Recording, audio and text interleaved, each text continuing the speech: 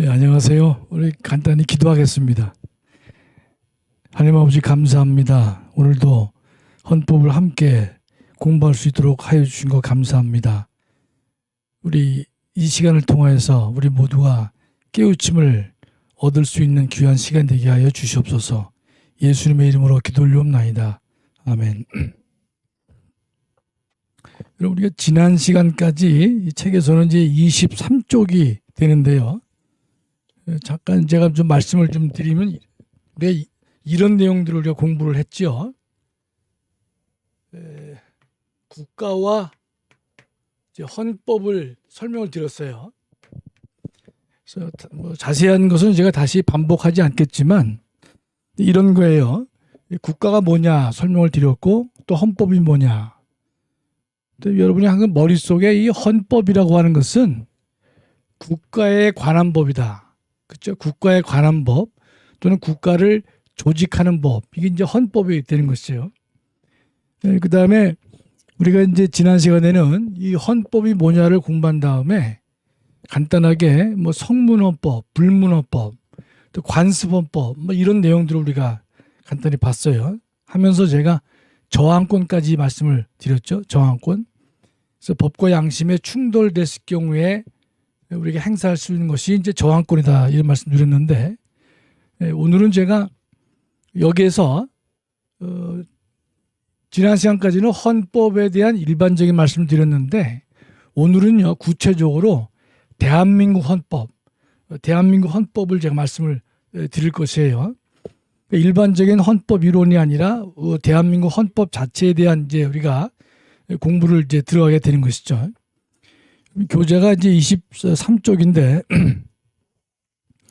혹시 여러분들 아직 그 교재가 준비되지 않은 분들은 꼭 좀 교재를 옆에 갖다 놓고 강의를 들으시면요 훨씬 더 학습 효과가 배가가 될 것이에요. 뭐 교재 판매하려고 그런 거 아닙니다. 그런 건 아니고, 여러분이 그냥 책을 읽을 때에는 이해가 덜 되는 부분들이 있는데, 교수의 강의를 듣게 되면 훨씬 더 깊이 있게 또 정확하게 이해를 할 수 있다, 이런 뜻이죠. 또 우리가 헌법을 정확하게 많이 알고 있어야만 우리 지식인의 대열에 오를 수 있는 것이고, 또 국민혁명당의 목표를 달성함에도 도움이 될 것이다, 이렇게 생각을 합니다. 우리가 지금 24쪽을 보면 제헌절과 법의 날을 제가 책에다 소개를 했는데, 이건 아마 지난번에 제가 말씀을 드렸습니다. 법의 날은 5월 1일이고 많은 국민들이 잘 알지 못하지만 헌법을 만든 날은 7월 17일이다. 또 우리가 중대한 국종일 중에 하나로서 우리가 지켜왔다. 그래서 헌법을 만든 날이 왜 중요한가 하면, 헌법을 만든 날은 바로 대한민국을 법적으로 만든 날이기 때문에 그렇다, 이 말씀을 드렸어요. 그 다음에 제가 이건 제가 가볍게 넘어갈 것이고, 3번에 보시면 3.1운동과 상해 임시정부가 있습니다. 3.1운동과 상해 임시정부, 이 부분은 우리가 좀 자세하게 언급할 필요가 있습니다. 여러분, 이제 1919년에 3.1절이 있었단 말이죠. 1919년에 3.1절은 여러분이 매우 이제 중요한 것이기 때문에 우리가 이 중요 국경일 중에 하나인 것이고, 대한민국 국민이라면 이 3.1절 또 3.1운동, 그걸 누구나 다 자긍심을 느끼고 있는데, 여러분 잘 보시면 우리가 3.1절에 의해서 3.1운동에 의해서 대한민국의 독립이 이루어졌냐 이거죠. 우리가 3.1운동에 의해서 대한민국 독립이 되지 않았어요. 우리나라가 독립된 것은 1945년이니까 이때로부터 26년이 지난 다음에 대한민국이 독립이 돼요. 그러면 3.1운동은 실패한 운동이냐, 또 역사적으로 가치가 없는 운동이었느냐, 이런 의문이 있을 수가 있습니다. 왜냐하면 3.1운동에 의해서 전 국민이 거교적으로 대한독립 만세를 부른 이 3.1운동에 의해서 바로 또 1, 2년 후에 대한민국이 독립이 됐더라면 뭐 이보다 더 의미가 있는 그 거사는 없겠죠. 그런데 3.1운동에 의해서 바로 독립이 되지 않았어요. 1945년까지 독립은 뒤로 미뤄진 것입니다. 그런데 이 3.1운동에 대해서 우리가 정말로 이 모든 국민이 3.1운동에 의의를 두고 있단 말이죠. 따라서 여러분이 3.1운동의 의의를 정확하게 알고 계셔야 되는 것이, 유관순 뭐 할머니인지 유관순 누님인지 이것만 기억하면 안 되는 것이고, 3.1운동에 의해서 독립이 안 됐지만 이 3.1운동이 갖고 있는 이 법적인 또는 역사적인 그 가치, 이걸 여러분들이 정확하게 알고 계셔야 되는 것이, 우리나라는 보면 3.1운동 하면 모여서 국민들은 그냥 뭐 놀러 다니고 또 일부 인사들만 모여가지고 뭐 파고다 공원에 모여서 어떤 뭐 행사를 하고, 국민들은 아무런 이게 기억을 못한단 말이죠.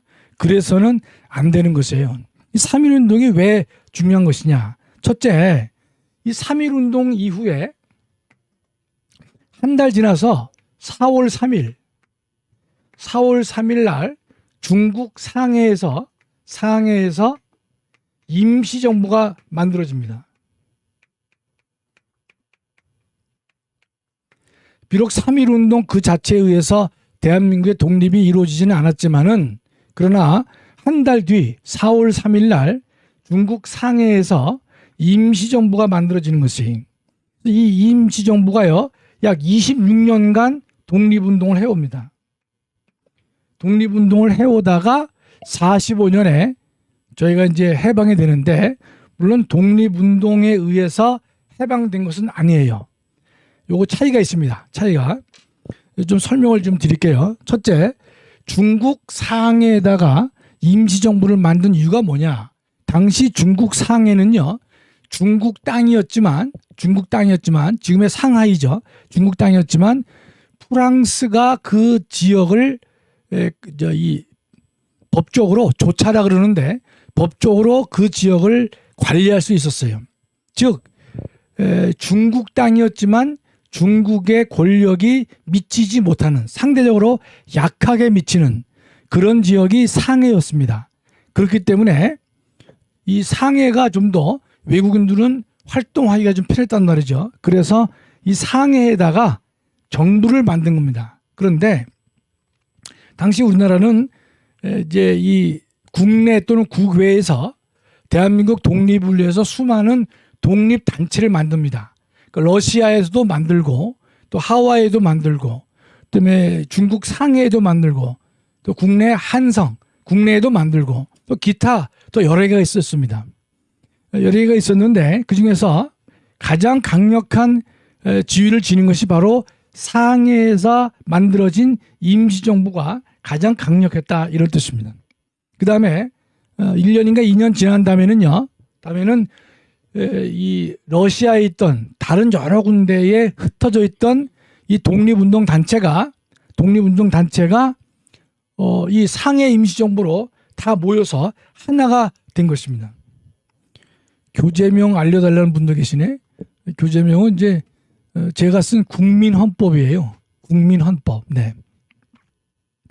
그러니까 여러 지역에서 흩어져 있었던 독립운동 단체들이 1919년 4월 3일은 아니지만, 이때는 상해 임시정부가 출범한 날이고, 이게 중심이 돼가지고 2년인가 지나서 전 세계에 있는 이 독립운동 단체들이 상해 임시정부로 하나로 만들어졌다, 이런 뜻입니다. 여러분 머릿속에 항상 3.1운동 한 달 뒤에 대략 중국 상해에 임시정부가 만들어졌고, 이 임시정부에 의해서 우리가 잠정적으로 나라를 세우고 뭐 운동하고 독립을 하고 이런 일을 많이 했던 것이에요. 자, 그럼 이때 여러분 기억해 두실 것은요, 이제 1919년 4월 13일인가 보다. 제가 좀 착각을 했는데, 하여튼 3일 아니면 이제 13일인데요. 제가 4월 3일로 기억나는데, 이때요, 임시정부가 모여서 어떤 헌법을 만듭니다. 대한민국 헌법을 만들었어요. 그 헌법의 이름이 뭔가 하면 임시헌장이에요. 이건 임시헌장이라는 이름은 여러분이 이름은 기억하실 필요 없어요. 왜냐하면 이게 이 상해 임시정부의 헌법은요 5번 바뀝니다. 5번. 5번 바뀌는데 이 헌법 개정을 할 때마다 이 헌법의 이름을 바꿨어요. 임시헌장 또 임시헌법 이게 다 이제 바뀌는데 여러분이 여기서 꼭 기억해 둘 건 뭔가면 이 상해에 만드는 임시정부 그다음에 이후에 한 26년간 활동을 했잖아요. 이럴 때 보면요. 여긴 다 임시자가 들어갑니다. 임시자가. 임시헌장 또는 임시헌법 또 대통령도요. 그걸 대통령으로 안 했고 임시대통령. 임시란 말을 다 썼습니다. 그게 상해 임시정부의 특색이 되는 것이에요. 제가 임시란 말을 제가 강조하는 이유는 또 뒤에서 말씀을 드리겠습니다. 여하튼 이 상해 임시정부가요. 임시헌장을 만들었단 말이죠. 이럴 때 국호를 나라 이름을 정해요. 나라 이름을 대한민국이라고 합니다. 대한민국. 그러니까 대한민국이란 나라의 명칭은요. 언제 처음 만들어졌느냐? 바로 상해 임시정부 때 처음으로 만들어졌습니다. 여기서 여러분이 주의할 것은요. 대한민국 가운데 잘라버리면 대한이란 데다가 민국. 민국은 국민이 주인인 나라예요. 이 반대말은 뭐겠습니까? 대한제국이란 말. 제국. 여러분 고종 때 조선이라는 우리나라의 이 내려오는 국호를 버리고 고종은 대한제국을 만듭니다. 대한제국. 대한제국을 만들었어요. 이 제국은 뭡니까? 임금이나 황제가 다스리는 나라다. 이게 제국입니다. 제국. 그러면 이와 같은 대한제국이었었는데 요거를요. 상해 임시정부에서는 요거를 뭐로 바꾸느냐? 대한제국에서 대한민국이 된 겁니다. 민국. 그럼 거슬러 올라오면 어떻죠? 요 앞에는 뭐가 있었습니까? 요 앞에는 조선. 조선이 있었고 고종 때 대한제국으로 바뀌고 다시 상해 임시정부에서 임시정부 시절에 대한민국으로 국호를 바꿉니다. 제국에서 민국으로 바뀐 것이. 여러분 이것을 잘 기억해 두세요. 제국에서 민국으로 바뀌었단 말이죠. 현재 우리나라 국호가 대한민국인데 대한민국의 이 국호는 바로 상해 임시정부에서 만들어진 것이다. 이렇게 기억을 꼭 하셔야 되겠죠. 그 다음에 여기서 저 대한민국이란 국호를 만들 때요. 어떤 다툼이 있었냐면 이 대한이란 글자, 이 대한이란 글자를 사용할 거냐 말 거냐를 놓고 갑론을박이 벌어졌습니다. 왜 벌어졌느냐? 대한제국이라고 하는 고종이 세운 대한제국이 일제에 의해서 한일 합병이 됐단 말이죠. 따라서 일제에 의해서 이 대한이란 나라가 망했으니까 망했기 때문에 망한 국호를 다시 쓸 수가 없다. 이런 주장도 있었습니다. 그러나 또 반면에 아니다. 망한 국호로 생각하지 말고 빼앗긴 국호를 우리가 다시 살리자. 그래서 대한이라는 말을 계속 유지하자. 그러니까 어느 쪽도 입장이 다 설득력이 있죠. 한쪽은 대한은 망했으니까 쓰지 말자. 한쪽은 망한 게 아니라 다시 회복해야 된다. 그런 주장이 서로 이제 맞섰는데 결국은 누가 이겼습니까? 많은 다수의 의견들이 대한을 그냥 쓰자. 다시 살리자. 그래서 대한민국이 됐던 것입니다. 여러분이 이 대한이란 용어가 계속 유지가 된 경우 때에도 갈등이 있었지만은 그러나 다수가 대한을 그대로 쓰기로 했다. 그래서 지금이 대한민국이 됐던 것이. 근데 여러분 여기서 우리가 주의할 점은 재미있는 것은요. 대한제국에서 대한민국으로 바뀌었는데 이 당시가 이제 1919년 아닙니까? 그렇죠? 1919년인데 이때는요. 조선에 고종의 아들인 순종이 살아 있었어요. 순종. 그러면 자신의 그 나라인 이 대한제국이라고 할 수 있는 나라의 순종이란 임금이 존재했음에도 불구하고 대한민국 사람들은요, 군주제를 폐지해버렸습니다. 그렇죠? 제국에서 민국으로 단호하게 바꿨단 말이죠. 이 단호하게 바꾸기 쉽지 않아요. 왜냐하면 그 당시 순종이 살아있었던 때입니다. 임금이 버젓이 살아있음에도 불구하고 제국을 포기하고 민국으로 바꿨다는 뜻이, 그만큼 그 당시 대한민국의 국민들의 마음속에는 대한민국을 지키지 못한 왕들에 대해서 분노가 있었던 것입니다. 그래서 순종이 살아있었지만은 과감하게 제국에서 민국으로 바꾼 것이다, 이런 뜻입니다. 보통 이제 왕정에서 공화정으로 넘어올 때는요, 이제 두 그룹이 다툽니다. 그러니까 공화정이 옳다는 사람 하나하고 기존의 왕정을 계속 유지하자, 그래서 왕정을 유지하자는 사람과 아니다, 공화정으로 가자라는 두 정파 간의 다툼이 유럽을 보면요 많이 있어 왔어요. 그러나 그 당시에 대한민국은요 어떤 결단을 내렸느냐, 순종이 살아 있었음에도 불구하고, 그렇죠? 대한제국의 명목상이지만 순종이라는 임금이 있음에도 불구하고 1919년 상해에서는요 제국을 포기하고 국민의 나라인 민국을 만들었다. 이것이 우리에게는 상당히 자랑스러운 결과다, 이렇게 말씀을 드리겠습니다. 1000년 이상 군주제를 유지해온 나라가 공화제로 바뀔 때에는 군주제를 지지하는 사람과 공화정을 지지하는 두 그룹의 다툼이 있게 마련인데, 우리는 아주 과단성 있게 그런 갈등 없이 민국을 선택한 것이다, 이런 뜻입니다.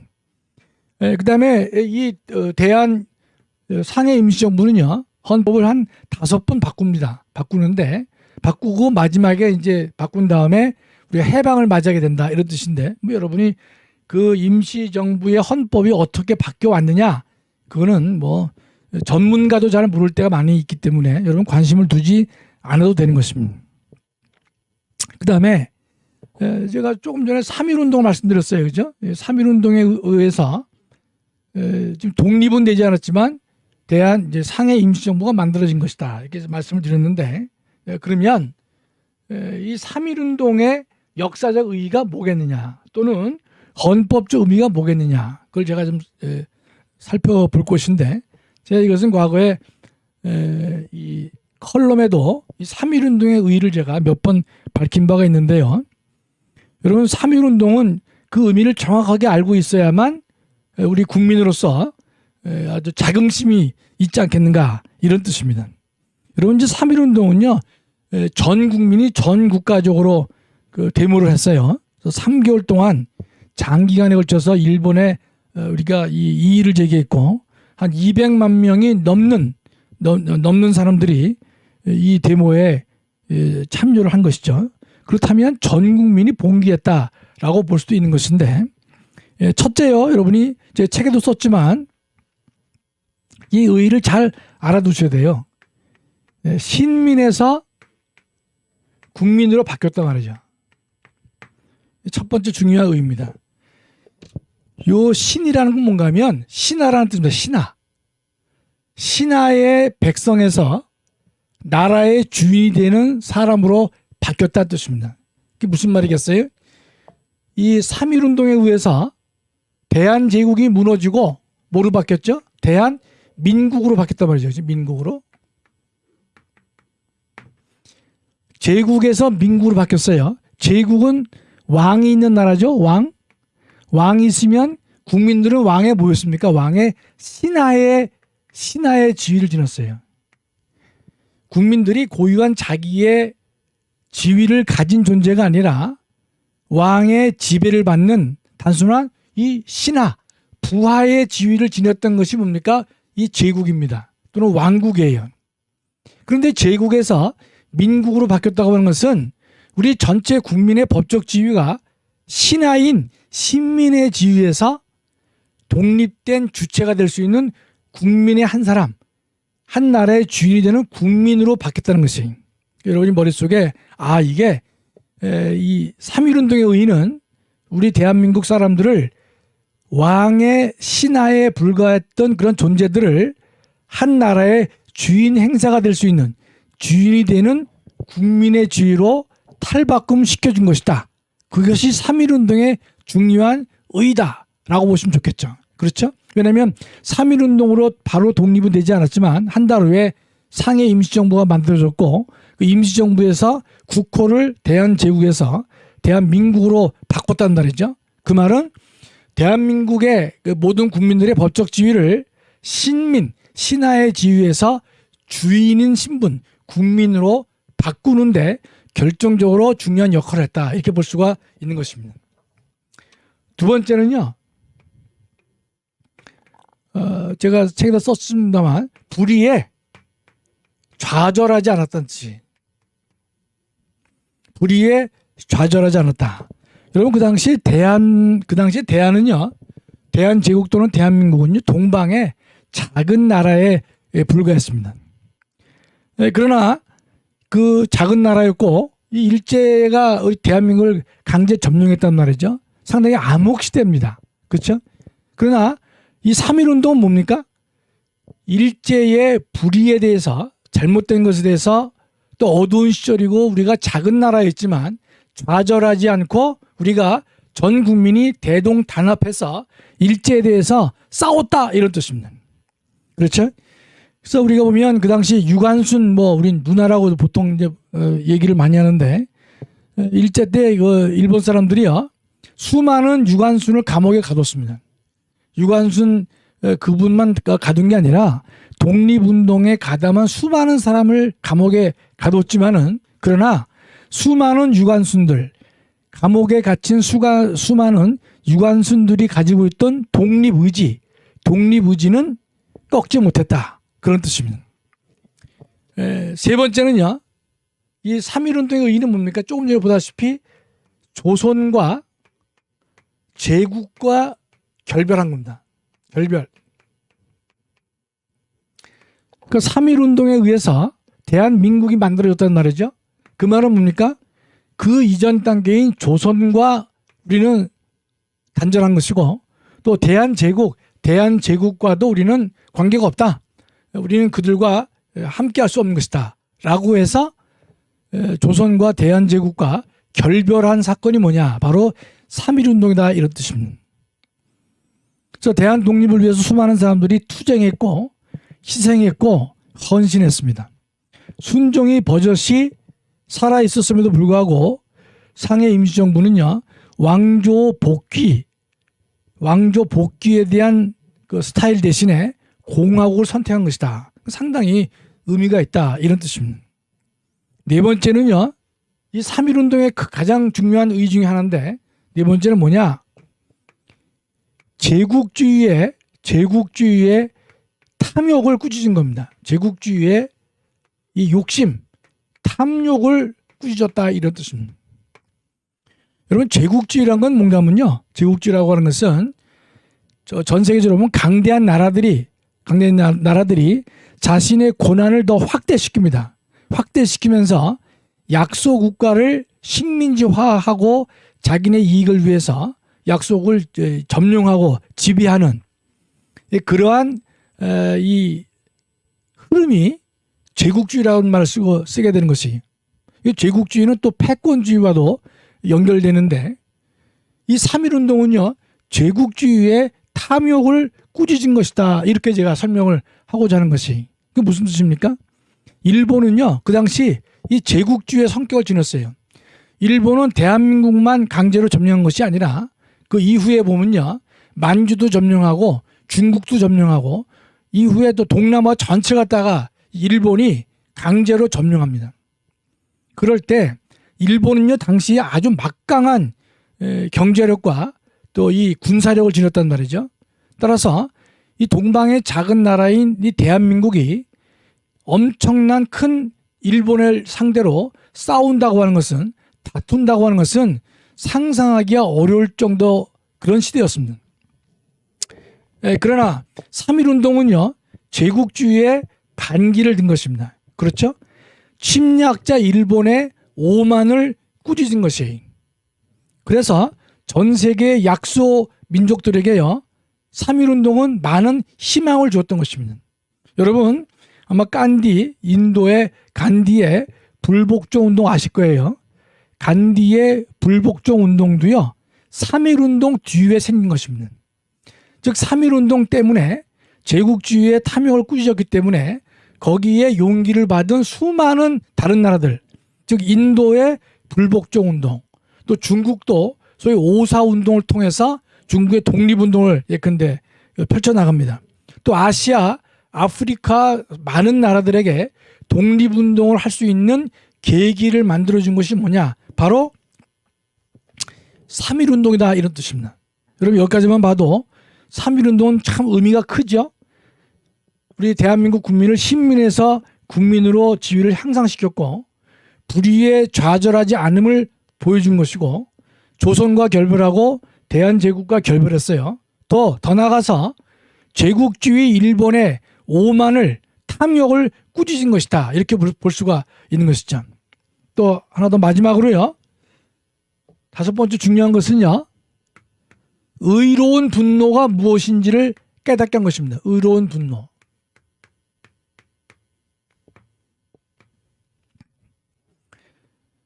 우리가 분노를 모르면요, 스스로 일어서기 어렵습니다. 분노를 모르는 자는요, 스스로 일어나기 어렵단 말이죠. 당시 아시아 전체를 휩쓸고 있던 막강한 일본 군사력에 대해서는요, 분노 표출은 사실상 불가능했습니다. 그러나 3.1운동은요, 불가능한 상황 속에서도 분노가 무엇인지를 일본에게 직접 일깨워 준 것이다, 이런 뜻입니다. 여러분 우리가 분노를 몰라서 안 되겠죠. 의로운 분노는 우리 예수님께서도 성경에 의로운 분노를 많이 표출하신 바가 있어요. 이 의로운 분노는 왜 중요하냐? 의로운 분노는 계산하지 않습니다. 따지지 않습니다. 그렇기 때문에 엄청나게 큰 힘과 동력을 만들어낸 것이다. 저는 우리 대한민국 사람들의 지금의 힘, 지금의 저력, 이 분노의 원류는요, 분노의 원류인 3.1운동에서 우리가 나왔다고 저는 보고 싶은 것이, 우리 대한민국 국민들이 뭐 급한 성격은 있지만 그러나 우리는 의로운 분노를 가지고 있단 말이죠. 이런 그 응집력이나 또 결심이나 이런 이제 태도가 대한민국을 계속 크게 발전시킬 수 있는 원동력이 됐다고 좀 보는데, 이와 같은 의로운 분노는요, 3.1운동에서 저는 유래가 됐다, 이렇게 저는 믿고 싶습니다. 그러면요, 정리를 해요. 여러분 3.1운동은 이제 여러분 얼마 있으면 3.1운동 기념식을 한단 말이죠. 이럴 경우에 3.1운동 뭐 저렇게 왜 뭘 강조하느냐. 3.1운동은 실제 뭡니까? 신민에서 국민으로 바꿔진 것이다. 불의에 좌절하지 않는 한국민의 의식을 보여준 것이다. 조선이나 대한제국과 결별한 것이다. 제국주의 일본의 오만과 탐욕을 꾸짖은 것이다. 또 하나는 중요한 게 의로운 분노를 전 세계를 상대로 표출한 것이다. 여러분 어떻습니까? 아무리 강조해도 지나치지 않죠? 따라서 여러분이 3.1운동에 대한 이런 그 역사적 의미 또는 헌법적 의미를 정확하게 인식하시고 본인도 무장을 하고 이웃에게도 이와 같은 의의를 전파해야 된다, 이렇게 생각을 하고 있습니다.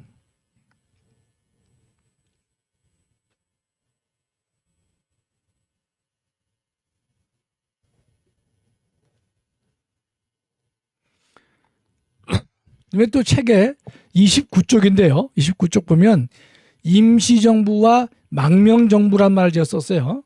여러분 근데 요 단어를 구별해야 됩니다. 왜냐하면 우리는 상해 임시정부죠. 망명정부가 아니에요. 여러분 그 정부를 구별해야 되는데 이런 뜻입니다. 근데 우리 이제 프랑스가요, 2차 대전 당시에 그 나치에 의해서, 독일에 의해서 이 점령을 당합니다. 프랑스가. 이럴 때 프랑스의 이게 드골이 영국으로 피신해요. 이 칠판을 하나 내가 기증해야 되겠네. 이게 흔들흔들하네, 이게 칠판이. 근데 영국으로 이게 피신을 해요. 그래서 영국에 가가지고 드골 중심으로 해서 이제 당시 이제 그 장관들이 이제 이 독일과 항전하는 태도를 취합니다. 싸우는 태도를 취한단 말이죠. 자, 이런 경우는요, 전쟁이 끝났어요. 끝나는 경우에 드골 대통령, 드골이 바로 프랑스로 회복합니다. 회복해요. 회복하고 프랑스 정부라고 인정을 받는 것이. 요건 뭐냐? 이건 망명정부예요. 망명정부. 근데 우리나라는요, 상해 임시정부는 망명정부란 말을 못 써요. 왜냐하면 상해에 나가서 독립운동을 했던 이 임시정부 요원들은요, 당시 이 한반도에서 이 고종이나 고종 등을 중심으로 해서 그런 장관들이 이 외부로 나가서 독립을 위해서 싸운 정부가 아니기 때문에 이건 망명정부란 말을 국제법상 인정받지 못합니다. 다시 한번 말씀드려요. 만약에 우리나라도 이 망명정부를 하려는 의도가 있었어요. 그러니까 고종하고 그 당시 강요들을 몇 명 데리고 해외로 나가려고 그랬어요. 중국으로 이주한 다음에 거기서 대한제국의 독립을 위해서 싸우는 일을 하려고 해도 했지만은 그 일이 실패가 된 것입니다. 그래서 어떻게 됐느냐? 그 당시 대한제국의 요인들이 나가질 못하고 우리 일반 국민들 중에서 뜻을 가지고 러시아나 또 하와이나 또는 뭐 이 중국에서요, 대한민국의 독립운동을 노력을 했던 것이에요. 이렇게 노력하는 정부는 뭐라 그러냐? 그걸 임시정부라고 합니다. 임시정부.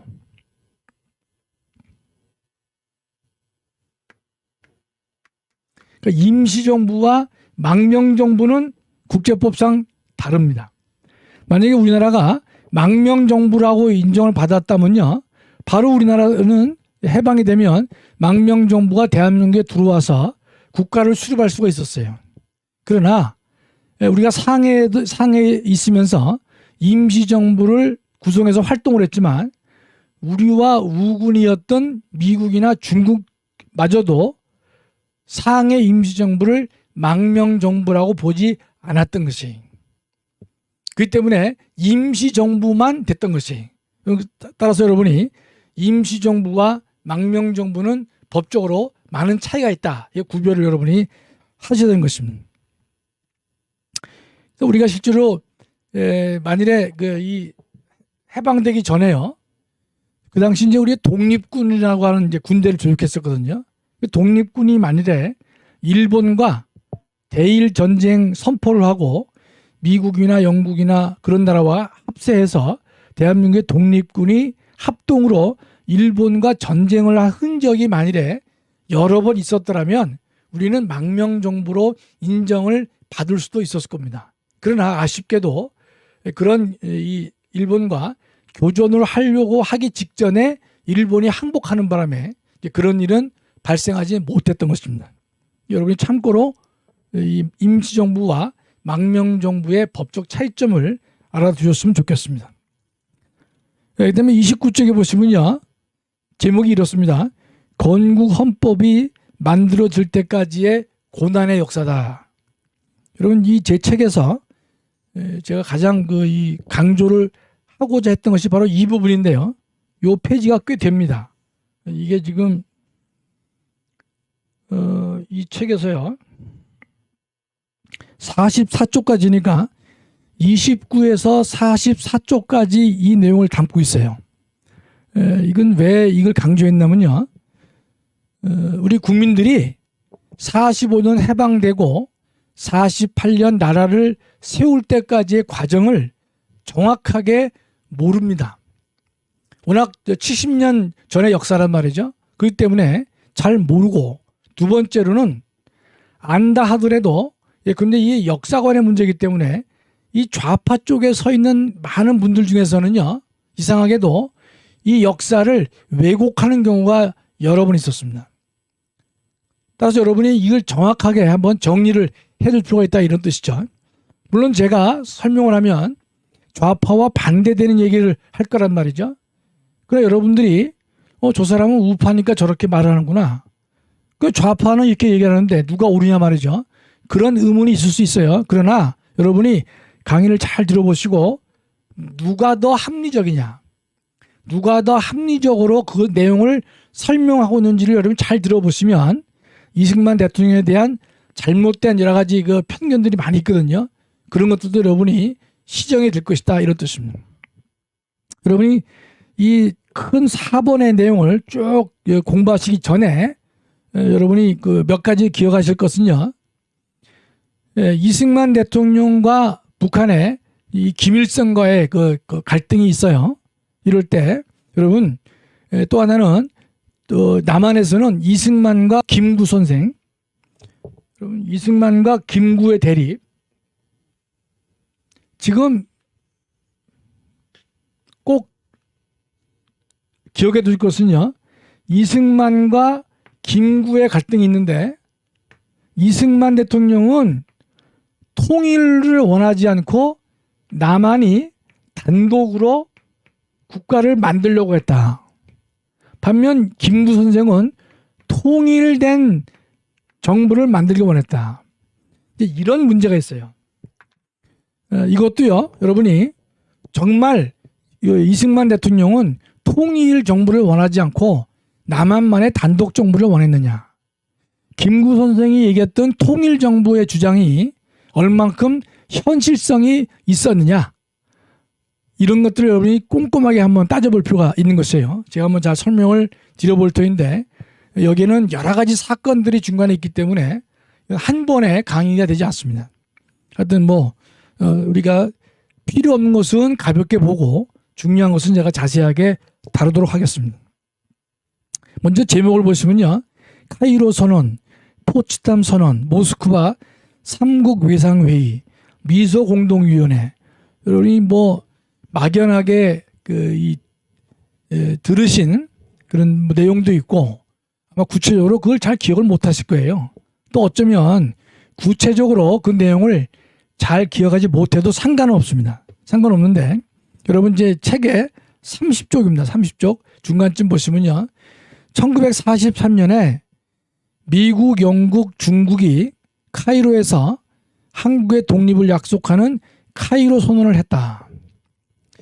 여러분 또 잊어버리신다 하더라도 이 책에 있으니까 43년도에 미국과 영국과 중국이 이집트에 있는 카이로에서 모여가지고 한국을 독립시켜주자, 이런 약속을 했습니다. 여러분, 근데 지금의 대한민국은 그런 위치가 아니지만 70년 전에 대한민국은요, 대한민국이란 나라를 독립시켜줄 것이냐 말 것이냐, 이 문제에 대해서도 우리가 결정권이 없는 그러한 시대적 상황이었습니다.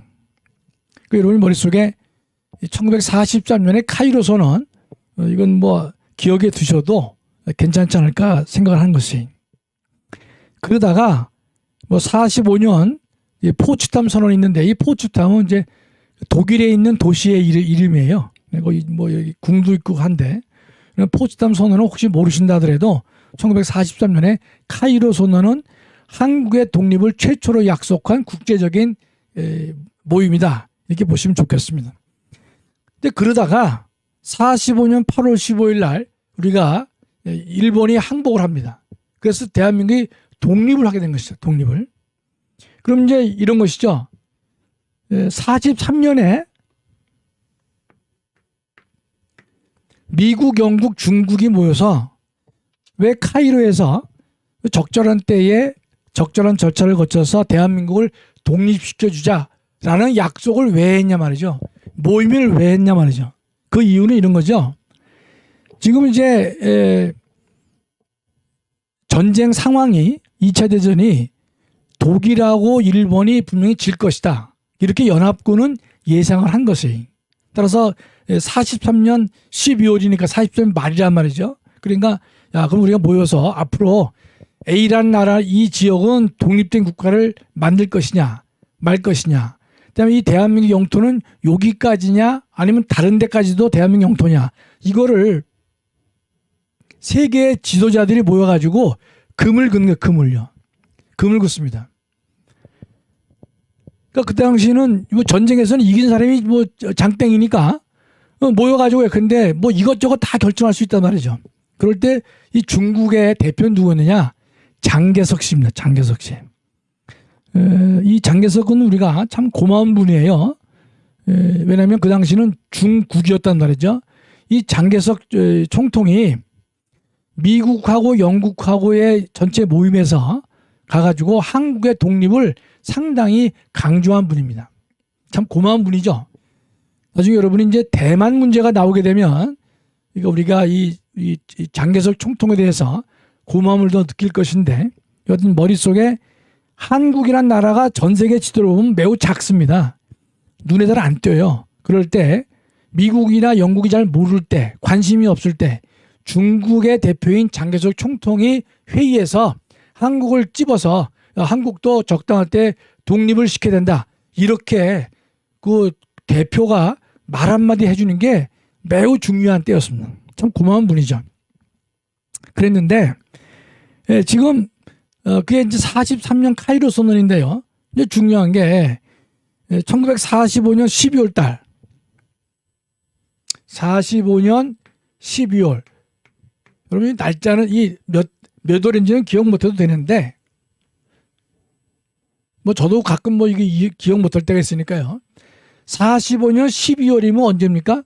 45년 8월 15일 일본이 패망한 이후에요. 대한민국이 독립했어. 독립. 그렇죠?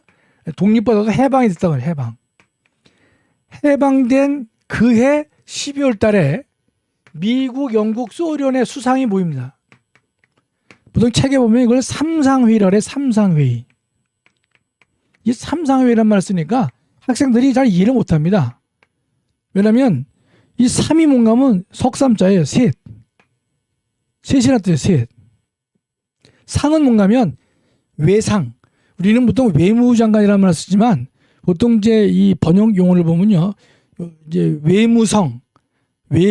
외교부란 대신에 외무성이라는 단어를 많이 쓰는 경우가 있어요. 일본이 특히 외무성이라는 단어를 씁니다. 그러니까 이거죠. 삼상회의는 뭔가 하면 세 나라의 상은 외상이야, 외상. 즉 외교부 장관이에요.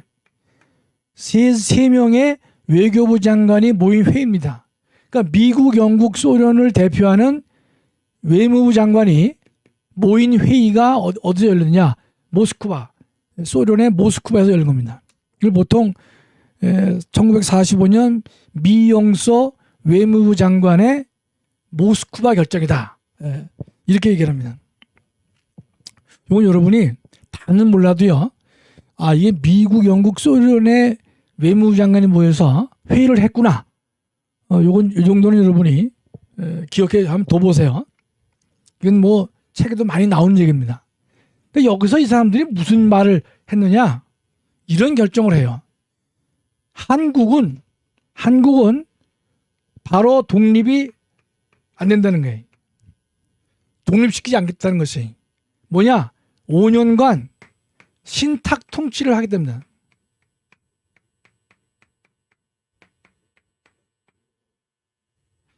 이게 무슨 말인가 하면 이런 뜻이죠.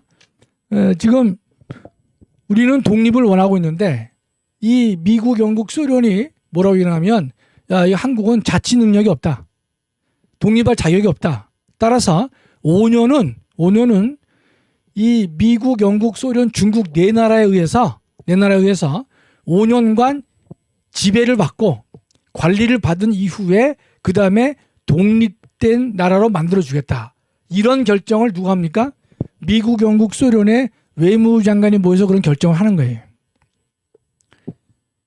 즉 대한민국을 바로 독립시키지 않고 5년간 누구 지배하에 둡니까?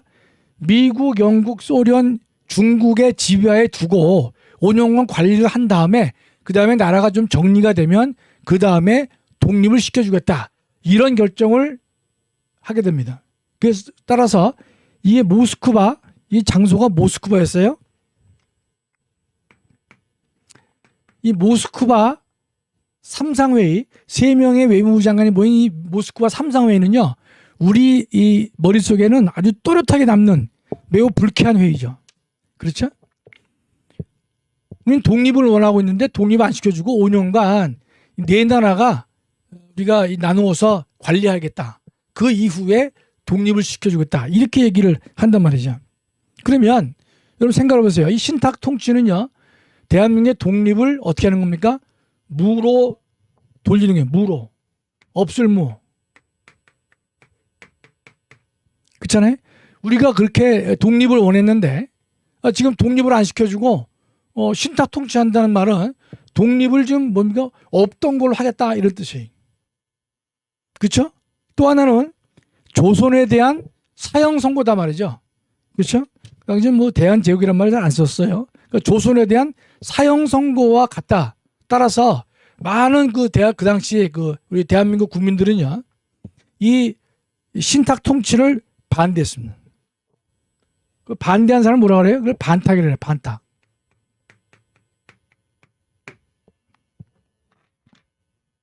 반탁이에요. 자, 여러분 대한민국 국민이라면 이 신탁 통치를 찬성하겠어요? 반대하겠어요? 당연히 반대하죠. 반탁이 원칙이에요. 누가 그 신탁 통치를 찬성하겠습니까? 그렇죠?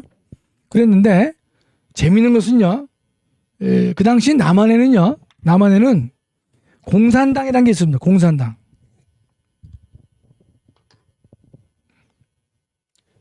조선 공산당이 있었어요. 그 다음에 북한에는요, 공산당 북한 지국, 공산당 북한 지부. 자, 이걸 여러분께 이제 말씀드리고자 하는 건 뭔가 하면 이거예요. 지금 조선공산당이요, 여러분 재밌는 게 남쪽에 조선공산당이 있었어요. 그래서 북쪽에는 뭐가 있었냐? 북조선 분국. 정확히 이제 책에다 북조선에는 분국이 있습니다. 여러분 의문이 안 들어요? 아니 북한이 근데 공산당의 원료인데 어떻게 남쪽에 조선 공산당이 있고 북조선 분국이 있었냐 말이죠. 이건 왜 그런가 하면 공산당, 전 세계 공산당들은요, 이런 원칙이 있어요. 뭐가 있었냐면 한 나라에는 공산당이 하나밖에 안 됩니다. 하나밖에 안 되는 것이. 근데 남한에 조선 공산당이 그 당시 있었습니다. 있다 보니까 북한에는요, 공산당을 독립적으로 못 만들죠. 그러니까 북조선 분국이라고 있었습니다. 이렇게. 여러분 남한에 이 조선 공산당이 먼저 생겼단 말이죠. 자, 그러면 왜 이 당시에 공산당이 먼저 생겼겠냐 말이죠. 남한에. 왜 공산당을 좋아했냐 말이죠. 여러분 제가 이런 말씀드렸죠. 1917년 세계 최초로 러시아가 혁명을 일으켜서 소련이 만들어진다 그랬죠. 1917년. 전 세계에서 제일 먼저 공산주의 국가가 들었습니다. 공산주의 국가. 1917년이에요. 자, 그러면 여러분 조금 전에 보다시피 1919년에 뭐가 있었죠? 3.1운동이 있었어요. 19년 4월 달에 상해 임시정부가 만들어졌죠. 임시정부가. 그럼 임시정부에서 활동하는 많은 사람들이 누구의 영향을 받았느냐? 이 소련의 영향을 많이 받은 거예요. 소련의 영향을 받습니다. 그래서 임시정부의 요원들 중에는요, 공산주의를 지지한 사람이 많았어요. 그 당시는. 또 대한민국도요, 그 당시 이제 보면 우리 여론조사를 해보면요, 여론조사나 앙케이트 조사해보면 70 내지 80%가 공산주의를 지지했습니다. 민주주의를 지지하지 않았어요. 왜 그랬을까요? 여러분 그 이유를 분명히 아셔야 돼요. 그 이유는 1910년에 소련이 이제 이 러시아가 무너지고 소련이 됐잖아요. 공산국가가 만들었어요. 이때 뭘 내세웠냐면 노동자와 농민의 나라를 만들겠다 그랬습니다. 노동자와 농민의 나라. 여러분 국민들의 숫자를 보면요, 노동자가 제일 많죠. 근데 농민이 많아요. 근데 노동자 농민이 가진 자들에 의해서 착취를 당하기 때문에 이 착취를 없애기 위해서는 노동자와 농민이 한 나라의 주인이 되는 이 나라를 만들어야 되겠다. 그게 바로 뭡니까? 바로 그게 공산주의예요. 공산국가예요. 그러니까 그 당시는요, 공산국가에 많은 사람이 매력을 느꼈습니다. 그래서 이 1917년에 소련이 공산화된다면은요, 주변 나라의 많은 사람들이 공산주의를 지지해야만 세련된 사람이다, 지식인이다, 그런 생각을 많이 했습니다. 그래서 우리나라 그 당시 이 조선도요, 한반도도 좀 배웠다고 하는 사람들은 상당수 어디에 가입했습니까? 공산주의를 지지한 공산주의를. 그 상황을 이해하셔야 됩니다. 그렇죠? 왜 지금 공산주의를 지지하냐 말이지. 그럼 지금은 80년, 70년 지났잖아요. 지금도 공산주의를 지지한다면 그건 되게 어떻습니까? 우리는 도저히 이해가 할 수 없는 거예요. 왜냐하면 여러분 지금 북한은요, 공산주의를 하고 있는데 세계에서 가장 못 사는 나라가 북한입니다. 최빈국이에요. 그렇죠? 지금 전 세계에서 공산국가를 하는 나라가 몇 나라 없어요. 쿠바, 그다음에 이 북한, 그다음에 중국. 뭐 중국은 이제 개방을 좀 많이 했죠. 그것 이외에는 공산주의를 안 합니다. 다 민주주의를 한다 그래요. 왜냐하면 소련이 공산주의화 됐는데 이 소련이 자신의 체제를 다 내리고 공산주의를 그만한다고 그랬습니다. 그러니까 지금은 공산주의 한 나라 몇 없지만 이 당시에는요, 1917년 때는요, 전 세계적으로 공산주의가 급속도로 확대가 됐던 시대입니다.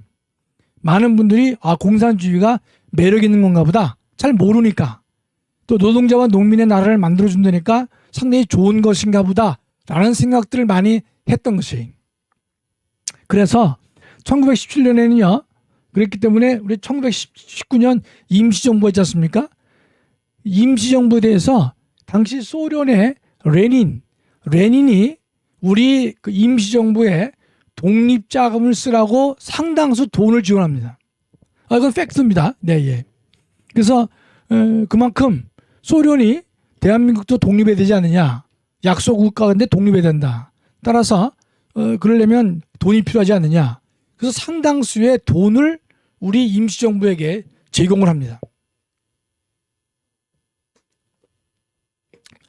그러니까 이 당시 시대적 배경이 바로 소련이 공산화가 되면서부터 이 동북아시아는 붉게 물들기 시작한 것입니다. 바로 소련 밑에 있는 몽골도 공산화된 것이고, 중국도 이제 싸우다가 넘어갔죠. 북한도 소련이 먹으려고 했단 말이죠. 또 임시정부에도 소련이 돈을 막 대주고 있는 것이. 그 당시에는 이와 같이 대한민국에 있는 많은 분들이 이 공산주의가 괜찮은 건가 보다 라고 생각을 했어요. 따라서 70%에서 80%가 공산주의나 사회주의를 더 원했습니다. 자유민주주의를 더 원하지 않았어요. 그게 대한민국의 그 당시 정치 상황이었습니다. 그렇기 때문에 다시 말씀드리면 뭡니까? 조선공산당이 이 소위 말해서 우리 뭐 남조선이라고 그럴까요? 거기에 제일 먼저 조선공산당이 만들어진 것이. 여러분 이 시대적 상황을 잘 알고 계셔야 돼요. 자, 그 다음에 여러분 보면 그 다음에는 책에 보면 남노당, 이 남노당이라는 말이 많이 나와요. 자, 그럼 여기서 요것만 하죠. 조선공산당 하나만 여러분 기억하시고, 공산당인데 이 공산당이요, 그 당시 남한에는 이 좌익들이 많았습니다. 그러니까 이 조선공산당 말고도 조선인민당 무슨 당 많았어요. 요 몇 가지의 공산당 세력이 하나로 통일됩니다. 그게 뭡니까? 남조선 노동당이에요. 이걸 뭐라 합니까? 이걸 남노당이라 그런 겁니다. 남노당. 그러면 남노당이 먼저 만들어졌느냐, 북조선 노동당, 북노당이 먼저 만들어졌느냐, 북조선 노동당이 먼저 만들어졌습니다. 먼저 만들어지고 영향을 받아서 이 공산당 그룹들이 하나로 뭉쳐가지고 남노당이 만들어진 것입니다. 요거 꼭 알아두시면 좋겠어요. 요거를. 그러니까 대한민국에는 공산당이 있었다. 그랬는데 김일성을 중심으로 하고는 북한에서 북조선 노동당을 먼저 만듭니다. 요거는 이제 그 당시에 이 좌익들, 공산 계열의 정당들을 모아가지고 북조선 노동당을 먼저 만들었어요. 한 4개월 후에 남쪽에서도 영향을 받아가지고 이 공산당 그룹들을 하나로 묶어서 남노당 체제가 된 것입니다. 이럴 때 여러분, 남한에서 이 공산당 세력들이었는데 남노당에 다 들어가지 않고 안 들어간 사람도 있겠죠? 그런 조직도 별도로 있었습니다. 이 조직을 제가 말씀드린 이유가 있어요. 그러나 하여튼 여러분이 머릿속에 이것만 기억해 두세요. 김일성에 의해서 북한의 이 노동당, 북조선 노동당이 먼저 만들어졌고, 두 번째는요, 남쪽에서 공산당이 있었는데 공산당과 기타의 이 유사한 이런 좌익 정당들이 하나가 돼서 남조선 노동당, 즉 남노당이 만들어진 것입니다. 그러니까 이후에는 북노당과 남노당으로 이게 명칭이 하나 단일화가 됩니다. 다만 남쪽에서는요, 기존의 조선 공산당이나 기타의 좌익 정당들에서 남노당에 다 들어가질 않았어요. 남은 조직이 또 있었습니다. 남은 조직. 이 남은 조직을 제가 왜 말씀드리냐면 이런 뜻이에요. 요 남은 조직들은요, 북한의 김일성이가 이 남은 조직을 많이 활용을 합니다. 북한의 노동당인 북노당과 남노당이요, 여러분 완전히 하나일 것 같지만 그렇지 않아요. 왜냐하면 노선은 같았지만 그걸 운영하는 사람들이 달랐기 때문에, 예를 들어서 이겁니다. 북노당은 김일성이가 주도가 됐어요.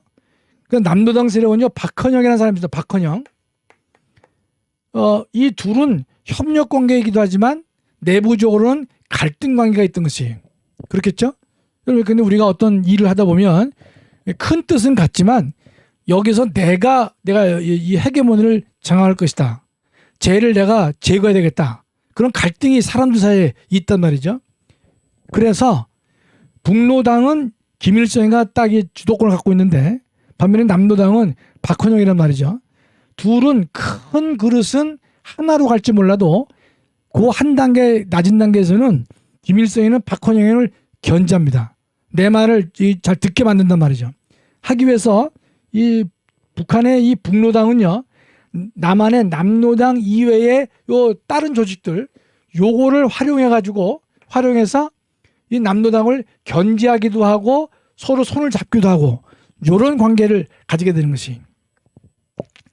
자, 제가 좀 복잡하게 말씀드렸지만 여러분 이제 책을 보시다 보면 공산당도 나오고 또 남노당도 나오고 하는데, 제가 잠깐 이 상의를 좀 벗겠습니다. 이 실내가 상당히 덥네.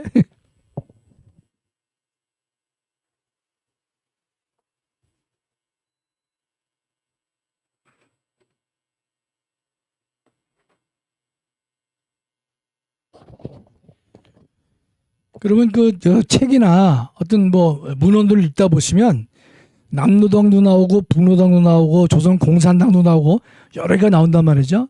따라서 여러분이 이 관계를 어렵지 않지요. 정리를 해두면 아주 이해가 빠른 것이에요. 다시 한 번 말씀드리면 제일 먼저 조선 공산당이 있었어요.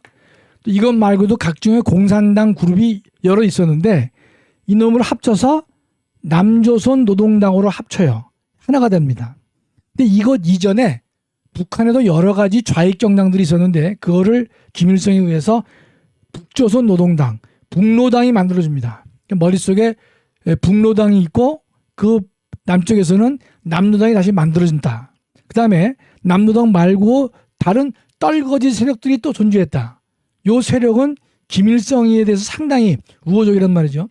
여기도 남노당도 우호적이지만 내부적으로 갈등이 좀 일부 있었어요. 그렇기 때문에 여러분 머릿속에 북노당, 남노당, 조선공산당 이렇게 하면 여러분이 좀 정리를 해두시면 어떤 책을 읽을 때나 또는 매스컴을 접할 때나 요 관련된 문헌을 읽을 때 보면 계속해서 공산당도 나오고 또 남로당도 나오고 뭐 이런 등등이 나오기 때문에 우리 혼동할 수가 있어요.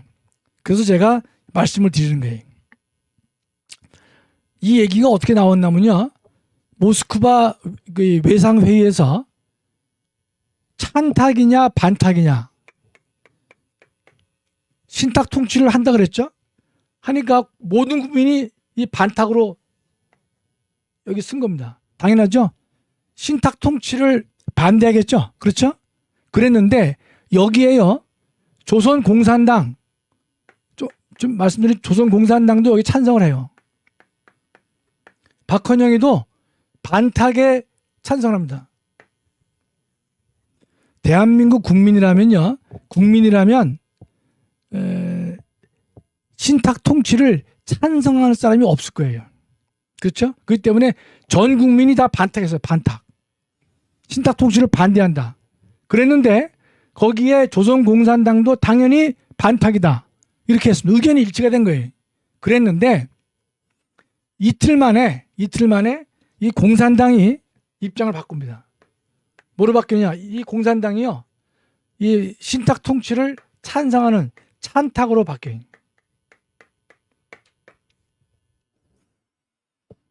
왜 그랬겠느냐? 이거는요. 자, 보세요. 미영소가 모여서 한국을 신탁 통치하기로 했죠. 그러니까 대한민국 국민이라면 당연히 이걸 반대할 수밖에 없죠. 그랬는데 그러니까 조선공산당도 처음에 반대했단 말이죠. 그럼 이틀 뒤에 다시 이 사람들이 신탁 통치를 찬성하는 쪽으로 입장을 바꿉니다. 그 이유는 이 한반도에 이 어떤 이 자신의 정부를 수립하려고 하는 소련이 이 한반도를 먹어서 공산국가를 만들려고 하는 것이 하다 보니까 이 소련의 계획에 따른다면요. 이 전 국민이 신탁 통치를 반대해버리면 자기네들이 들어갈 여지가 없는 것이. 그렇기 때문에 이 국민들을 반으로 쪼개기 위해서요. 신탁 통치를 찬성하는 찬탁 운동을 하라라고 이 공산당의 태도를 바꿉니다. 즉 소련의 영향을 받은 북한의 이 공산당 그룹들이 태도를 바꿔가지고 이 신탁 통치를 찬성합니다. 그래서 전 국민이 그 당시에 그 여러 가지 기사들을 보면요. 그러니까 이 신탁 통치를 반대하는 사람, 또 찬성하는 사람, 이 그룹이 이 대한민국 전체에서 엄청나게 다툼을 합니다. 그래서 당시 우익은요, 반탁이었고 좌익들은 찬탁입니다. 여러분, 근데 우리가 여기서 우익하고 좌익이란 말을 쓰는데 우익, 좌익 또는 우파, 좌파 이런 걸 쓰잖아요. 우파, 좌파. 우익은 뭔가면요. 이 익은 날개입니다. 날개. 그 오른쪽 날개라는 뜻이 우익이에요. 좌익은 왼쪽 날개예요. 근데 이 우익과 좌익은요. 주로 어떨 때 많이 사용했냐면 지금은 우익이다 좌익이다 말을 잘 안 쓰는데 우파 좌파라는 말 쓰잖아요. 이 당시는 왜 그랬냐면 그 당시 좌익은요. 정확하게 공산주의를 지지하는 사람들이에요. 우익 좌익 할 때 좌익은 공산주의를 지지하는 사람들입니다. 그런데 지금에요. 우파와 좌파는 이거와 똑같지는 않아요.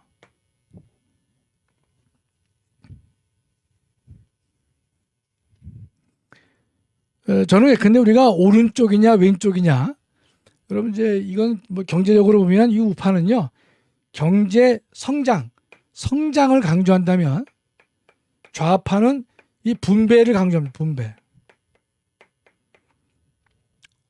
그러니까 다 의의가 있어요. 그래서 제가 어떤 사람을 반대하는가 하면 저는 좌파 자체를 반대하는 것이 아니라 좌파 중에서 종북 좌파가 있습니다. 종북 좌파. 이 사람들을 제가 반대하는 거예요. 좌파는 무조건 나쁜 게 아니에요. 우파는 성장을 강조하면 좌파는 약자보호다 뭐 등등 여러 가지 좋은 주장들을 많이 하거든요. 좌파들도요. 우리가 알게 모르게 좌파적인 생각도 많이 가지고 있어요. 본인이 근데 보수 우파라도 실제로 보면 이 좌파에 속하는 그런 생각들을 많이 표현하고 있단 말이죠. 그런데 제가 이 반대하는 건 뭔가면 좌파 중에서 종북좌파를 우리는 절대로 용납할 수 없다는 뜻입니다. 종북좌파. 이게 무슨 뜻입니까? 북한에 종속되어 있는 좌파를 말해요. 좌파 중에서 뭐가 있느냐? 북한에 종속되어 있는, 이걸 보통 종북좌파다 또는 친북좌파라고 표현해요. 이거는 점잖게 표현한 겁니다. 점잖게. 이걸 적나라하게 표현하면요, 주사파입니다. 주사파. 전광훈 목사님은 딱 한마디로 주사파라고 그러시잖아요. 주사파란 말과 종북좌파는 같은 거예요. 그러면 주사파는 왜 우리가 지지할 수 없느냐? 주사파란 말은 주체 사상을 지지하는 좌파다, 이런 뜻이거든요. 주체 사상? 주체 사상은 뭔가 하면 북한 헌법을 보면요, 명시적으로 북한은 주체 사상을 통치 이념으로 한다, 이렇게 되어 있습니다. 주체 사상을 통치 이념으로 한다는 게 헌법에 들어가 있어요. 그러면 여러분 생각해 보세요. 우리와 이 적대 관계에 있기도 하고 협력 관계도 있지만 적대 관계에 있는 북한이 지지하는, 달성하려는 이 주체 사상을요, 지지하는 그 사람들과 우리가 같은 배를 탈 수는 없다는 뜻입니다. 그렇지 않겠어요? 그러니까 주사파는 뭐냐? 주체 사상을 지지하는 사람들, 주체 사상. 이 주체 사상을 지지하는 사람들은요, 우리 헌법에 어긋나는 것입니다. 왜냐하면 북한 헌법이 주체 사상을 지지한다고 되어 있는데, 북한이 지지하는, 북한이 자신의 이념으로 하고 있는 그 주체 사상을 따르는 사람, 그게 뭡니까? 이 주사파예요, 주사파. 따라서 좌파 중에서요, 종북좌파나 친북좌파, 즉 주사파를 우리는 아니라고 보는 겁니다. 아니라고. 더 나가서 주사파는요, 우리 믿는 사람들한테는 더더욱 이거는 적대적 관계입니다. 왜 그런가요? 여러분, 공산주의, 이 공산주의는요,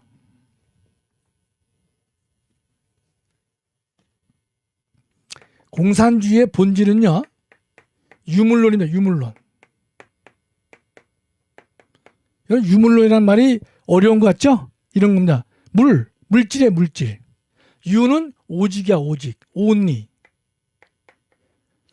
그러니까 유물론은 뭔가 하면 오직 물질이다, 이 뜻입니다. 물질이다. 이게 무슨 뜻이에요? 오직 물질이라는 뜻은요, 이 세상은 우리 이 기독교를 믿는 우리 크리스찬들은요, 이 세상이 어떻게 만들어졌냐면 하나님의 말씀으로 만들어진 것이, 그렇죠? 하나님의 말씀으로 이 세상이 창조가 됐는데, 이 유물론자들은요 어떻게 하느냐? 하나님이 이 세상을 창조한 게 아니라는 거예요. 처음부터 물질이 있었다는 거예요. 그 있었고 그 물질이 이 온 세상을 지배하는 것이다. 이게 유물론입니다. 이 유물론을 지지하는 사람이 누구예요? 공산주의는 다 유물론자입니다. 그 때문에 공산주의는요, 종교를 아편이라고 해서 교회를 폐쇄하고, 그다음에 이 신앙인들을 다 이 적대 세력을 몰아서 숙청하고 죽이려고 하는 것이. 그 왜 그러냐? 근본 사상이, 공산주의는 유물론자, 유물론자. 즉 우리 크리스찬하고는요, 같이 이 하늘을 같이 할 수가 없는 그러한 존재라 이 뜻입니다. 오직 물질만 강조한다는 뜻이에요. 우리가 이 말이 맞는지 안 맞는지는 논외로 하더라도 이 사람들의 머릿속에는 이 세상은 물질이 있었고 그 물질에 의해서 이 세상이 지배되는 것이지 하나님의 말씀에 의해서 세상이 창조된 것이 아니다, 이렇게 하기 때문에 여러분, 우리 기독교인들은요, 이 유물론 사상과는 함께 하늘을 할 수가 없다는 것이, 싸워서 둘 중에 하나 죽을 수밖에 없는 것이, 공산주의가 죽든지 크리스찬이 죽든지 둘 중에 하나밖에 없는 선택의 기로에 있는 것이. 여러분, 근데 공산주의만 유물론이 아니에요. 여러분, 지금 현대의 상당수의 이 사상들은요, 대부분 유물론적인 사고에 근거를 두고 있습니다. 대부분 그렇습니다. 여러분, 제가 언젠가 말씀드리겠지만 진화론, 다윈의 진화론도요, 본질이 뭡니까? 다 유물론이에요. 유물론. 그러니까 유물론은 매우 이 무서운 사고입니다. 우리 크리스찬 기독교하고는 정반대가 되는 사상이에요. 따라서 여러분이 여기는 타협이 있을 수가 없습니다. 공산주의가 이기던 우리 크리스찬이 이기던 둘 중에 하나란 말이죠. 여러분 항상 머릿속에 유물론은 오직 물질이다. 이 세상의 본질이 뭐냐? 물질이다. 이렇게 생각하는 것이. 근데 실제로 물질 그 자체가 바로 존재할 수 있겠느냐? 그건 뭐 그 다음 얘기가 되겠지만 여러분 항상 머릿속에 우리가 그래서 여러분 정리해 보면요. 우익과 좌익은 이거 오른쪽 날개 왼쪽 날개예요. 요때 좌익은 순수 공산당만을 말합니다. 그러나 지금의 우파와 좌파라고 할 때는요. 이건 성장을 좀 더 강조하고 이건 분배를 강조해요. 양쪽 다 일리가 있어요. 그러나 우리가 타협할 수 없는 존재는 뭡니까? 전체 좌파 중에서 종북좌파 또는 친북좌파, 주사파 요 사람들은 우리와 양립이 안 될 것이다. 이런 뜻입니다. 아시겠죠? 따라서 여러분들이 머릿속에 정확히 이제 이 개념을 정리해 두시고 또 하나 말씀드리면 우리가 지금은 우파와 좌파란 말을 다 선호해요. 이걸 보수라고 하고 이걸 진보라고 하는 게 있었어요. 이거는 용어상 적절치 않습니다. 그 보수 우파다, 진보 좌파다 이런 말도 같이 쓰게 되는데 이 말은요 우파에게 너무 불리합니다.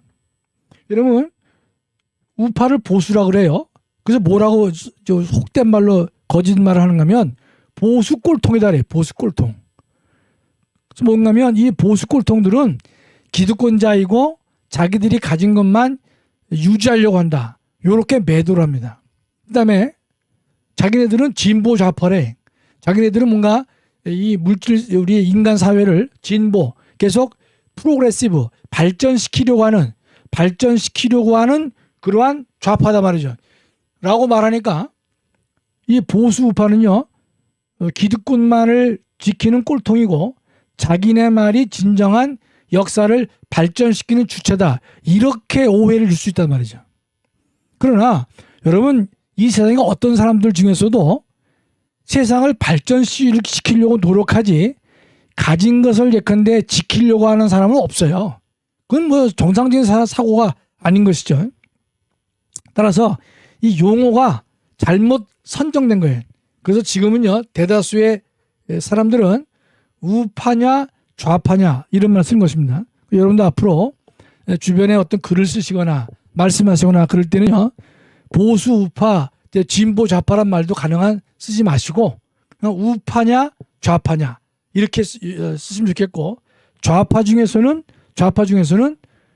이 종북 좌파냐 그다음에 친북 좌파냐 주사파냐 여러분이 논쟁하실 때에도 좌파를 우리는 부정적으로 보지 않습니다. 그러나 우리가 부정적으로 보는 존재는 누구냐? 좌파 중에서 이 주사파 즉 종북 좌파를 우리는 배격하는 것이고 우리와 함께 하늘을 같이 할 수 없다. 이렇게 우리가 이야기를 하는 것이죠. 자, 그러면 다시 이제 돌아옵니다. 찬탁과 반탁에 여기에 문제가 있죠. 찬탁과 반탁. 그러면 그 당시 이제 이 우익은 반탁이었고 좌익은 찬탁이다. 이런 뜻이죠. 그 다음에 32쪽입니다. 32쪽에 보면 제가 제목을 달았는데 46년 2월 북조선 임시인민위원회다. 이건 여러분 제가 이 46년 2월이라고 명시했는데 여러분 이것은요 지금 매우 중요해요. 제가 이제 33쪽을 보면 이승만 박사의 정읍바로는 46년 6월이라고 그랬잖아요. 그러니까 46년 2월은 북조선 임시인민위원회, 그 다음에 46년 6월은 이승만 박사의 정읍발언이다 그랬는데 여러분 이것은 나중에 이제 뭐 잊어버리는 한이 있더라도 여러분 잘 좀 이 정리를 해 두실 필요가 있어요. 그 다음에 나중에 어떤 뭐 논쟁이 있더라도 다시 이 부분에 돌아와서 책을 한번 읽고 그 다음에 이제 이승만에 대해서 여러분이 언급을 했으면 좋겠습니다. 여러분 46년 2월이니까 때는 이런 거죠. 뭔가면 45년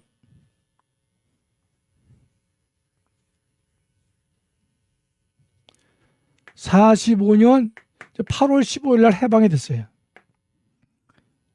그 다음에 여러분 12월 달에 이제 모스크바 외상에 있으니까 뭐 찬탁 반탁 막 논란이 많이 있었는데, 북한은요 46년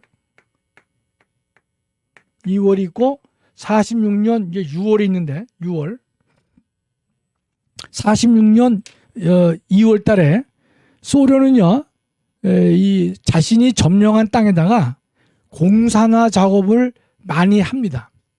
그러니까 소련이 공산화 작업을 하는 것을 우리가 뭐라고 얘기하느냐, 소비에트화다.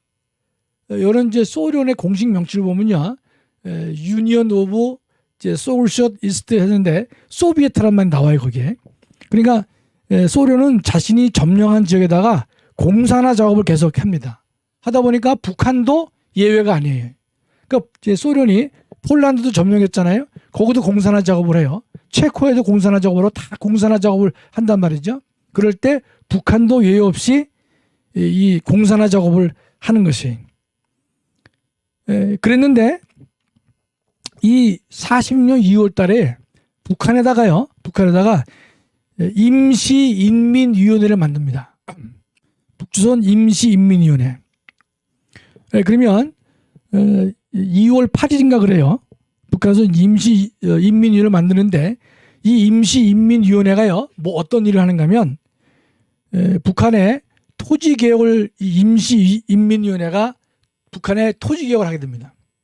그래서 33쪽 오른쪽 상단에 보면 위에서 둘째 줄인데, 이 무상몰수 및 무상분배의 토지개혁을 단행합니다. 그러면서 인민위원회는 우리의 정부다, 이렇게 현수막 가지고 쫙 북한에다 내려놓는 것이. 이 말이 무슨 말입니까? 북한의 임시인민위원회가 만들어지고, 이 임시인민위원회가 북한 전체, 남조선은 아니고 그 당시 북조선이었는데 북조선의 토지개혁을 하게 되는 거예요. 무상몰수의 무상분배를 합니다. 이 무상몰수와 무상몰수의 무상분배는 뒤에 다시 한번 누가 옳은지 다시 한번 비교를 한번 해볼 것입니다. 그러면 이 46년 2월에 북조선 임시인민위원회, 즉 북조선 인민위원회는요 뭐를 의미하는가 하면, 북한이 사실상 북조선에다가 자신의 정권을 수립한 것이나 마찬가지. 자신의 정권을 수립했단 말이죠. 그게 바로 북조선 인민위원회가 되는 것입니다.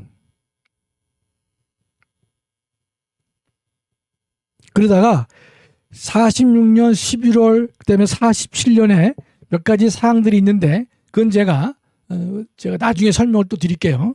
그랬는데 이 46년 6월에 이승만 박사의 정읍발언이 33페이지 4번에 나와요. 4번에. 그 이승만 박사는요 김구 선생, 김규식과 함께 이 46년 4월부터 6월까지요 영남과 호남을 다니면서 반탁 운동을 함께 합니다. 그러니까 이승만 전 대통령, 김구, 여러분 이제 김규식이라는 분이 있는데, 김규식. 그럼 뭐 능력이 되시면 한번 좀 기억을 해도 좋을 인물인데, 이 김규식 씨는 그 당시에 우익도 좌익도 아닌 중간 노선을 취한 대표적인 분이에요. 중간 노선. 그러니까 김규식 씨가 나중에 한번 또 등장을 할 겁니다. 예. 근데 이제 김규식, 김구, 이승만 이런 분들이 힘을 합쳐가지고 전국을 다니면서 이 반탁 운동을 합니다. 반탁. 우리는 친탁 통치를 반대한단 말이죠. 그렇죠?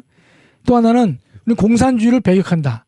반공 운동도 하고 반탁 운동도 하게 되는 것이에요.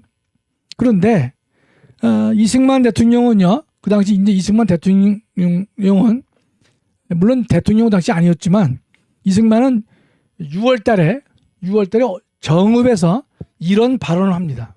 이런 발언. 뭔가 하면, 지금 북한은 임시인민위원회가 만들어져 있고, 미소공동위원회, 이게 뭔가 하면, 이 미국과 소련이 공동으로 위원회를 만들어서 한반도 문제를 정리하라. 이게 무슨 말인가 이런 뜻이에요. 자, 여기서 다시 올라가 봐요. 여러분, 모스크바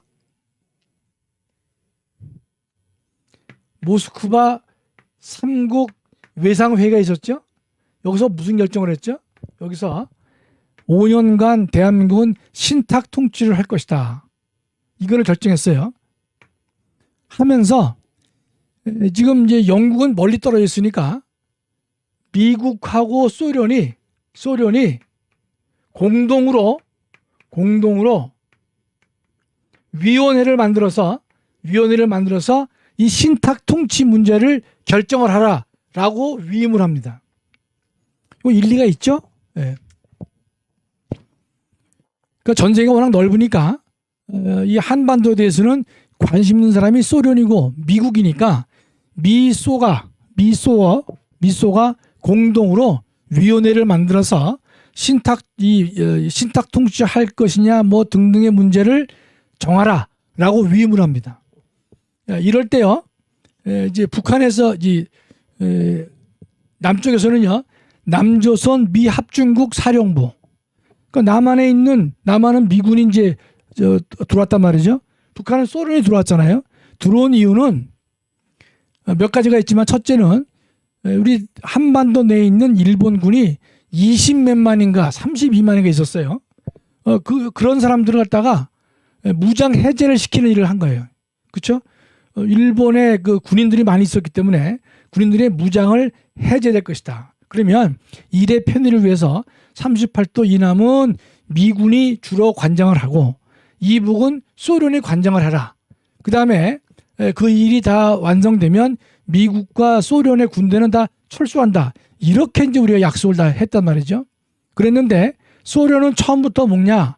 이 북쪽을 갖다가 자신의 이 위성 국가를 만들려고 하는 욕심이 있었던 것이, 미국은 남한을 강제로 점거할 마음이 없었고 미국은 원래 멀리 떨어져 있잖아요.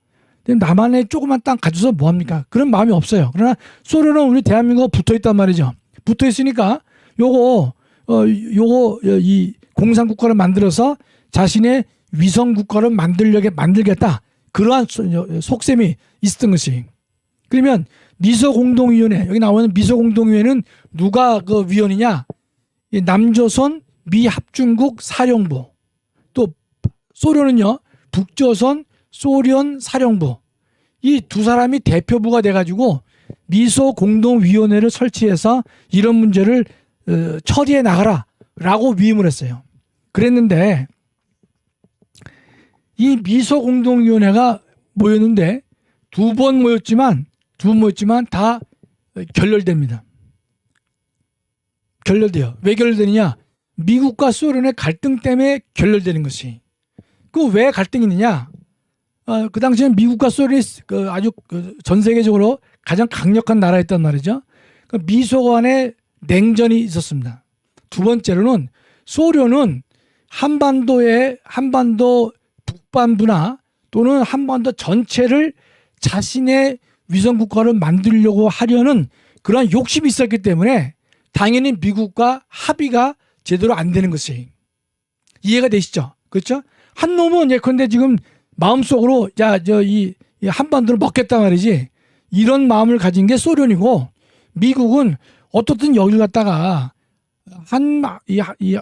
한민족 사람들에 의해서 올바른 이 정부를 만들어 주고 우리가 손을 떼자, 이런 생각은 미국이 가지고 있었던 것이고, 소련은 이 땅을 자기네 그 영토로 먹으려고 했던, 즉 위성국가를 만들려고 했던 이 야심이 있었단 말이죠.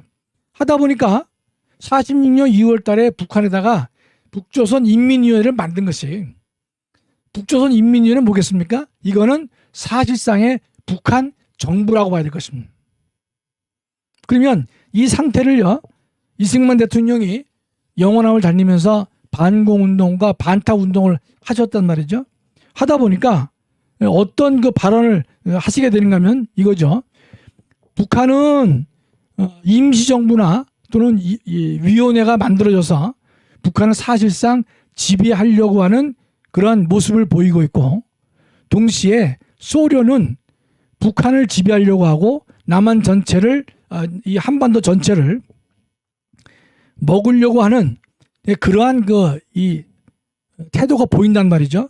따라서 그 당시 이제 이승만 그 당시 뭐 대통령 아니셨지만 이승만 대통령은 어떤 발언을 하게 되면, 정 이런 거라면 우리 남한만이라도 정부를 만들어서 이 나라 출범을 해야 되겠다, 이렇게 생각을 하신 거예요. 자, 이 부분만 다시 한번 좀 정리를 해보겠습니다. 제가 다음 시간에, 오늘 뭐 시간이 좀 많이 돼서 다음 시간에 제가 이 부분을 다시 한번 설명을 드리겠지만, 이건 매우 중요합니다. 왜냐하면 이승만 대통령의 46년 이 정읍 발언, 정읍이 없나? 정읍 발언을 가지고 뭐라고 이 좌파들은 비판을 하면, 이승만 대통령이 남한만의 정부를 만들고 남한만의 국가를 만들어서 통일을 방해한 인간이다. 통일을 방해했다. 또 이 남한만의 이 나라를 세워서 이 대통령 하려고 하는 정권에 욕심이 있었기 때문에 남한만의 정부를 만들려고 한 것이다. 이렇게 이승만 대통령의 이 정읍 발언을 비판합니다. 자, 오늘은요, 여러분 여기까지만 보세요. 이승만 대통령의 정읍 발언은 몇 년도 몇 월입니까? 46년 6월. 그 다음에 북조선이 임시인민위원회를 만든 것은요, 언제입니까? 46년 2월. 누가 먼저 만들었죠? 46년 2월에 북한은 인민위원회를 만들어서 무상몰수, 무상분배는 토지개혁까지 다 했습니다. 나중에 말씀드리겠지만 북한은요, 북한 화폐를 다 바꿨습니다. 남한과 북한이 같이 화폐를 썼거든요. 그러나 북한은요, 북한이 쓰던 화폐를 갖다가 남한도 같이 쓰던 화폐를 없애버리고 화폐 개혁을 해버린 거예요. 북한만의 화폐를 만들었어요. 그럼 뭐를 의미합니까? 북한은 북한식으로 나라를 세우겠다, 이렇게 얘기를 한 거나 마찬가지죠.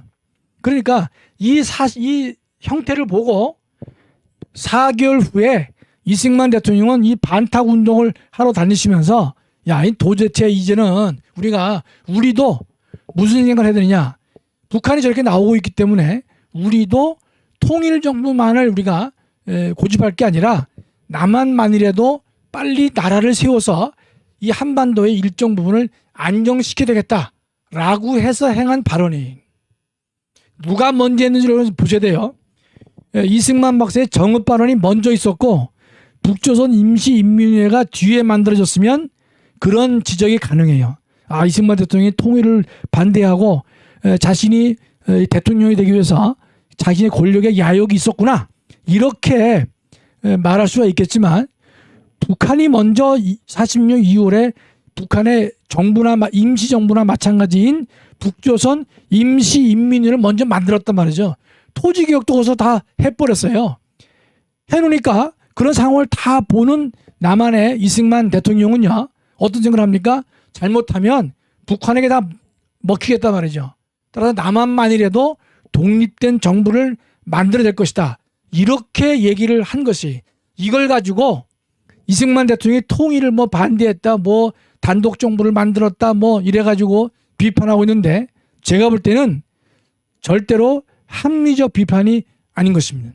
자, 이 문제는요, 다음 시간에 다시 한번 여러분 저하고 공부를 할 터인데, 다음 시간에 여러분이 책에 32쪽과 33쪽을 제가 더 자세하게 여러분께 설명을 드리겠습니다. 여러분, 예컨대 이걸 정확히 알고 계셔야 돼요. 특히 46년 6월 달에 이승만의 정읍 발언, 이것의 본질을 정확히 알지 못하면 이승만 대통령은 나쁜 사람이네, 통일을 반대한 사람이네, 또 자신의 대통령 되려고 남한만의 정부를 단독으로 만들었네 라고 잘 모르고 비판할 수 있는 소지가 있다는 것입니다. 자, 이 문제는 다시 한번 제가 여러분 내일이죠? 아마 1월 달까지는 제가 화요일 날도 강의를 잠정적으로 하는 것으로 알고 있습니다. 따라서 여러분 내일 만나겠습니다. 예, 감사합니다.